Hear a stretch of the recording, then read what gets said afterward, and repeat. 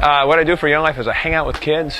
I train leaders to hang out with kids, and we want to reach them with the good news of the gospel. How do you do that?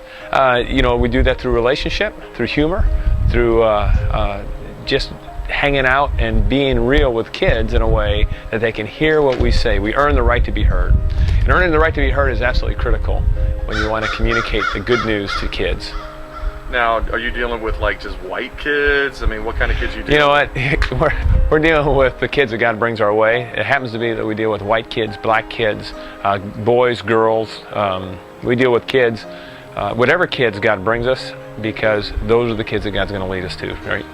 How do you deal with, I mean, you're dealing with like a bunch of white kids who are dealing with different music and stuff like that, and then you got to go deal with the black kids. I mean, how do you deal with that? How do you change?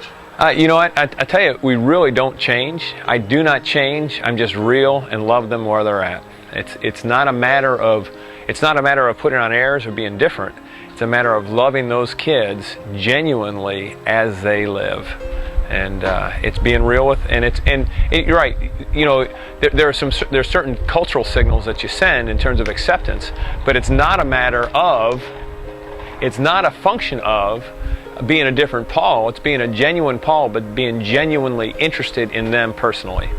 Well, if you had 10 seconds to tell a kid how much God loves them, what would you tell them? You know what? That message in 10 seconds would not come through unless I'd earned the right to be heard.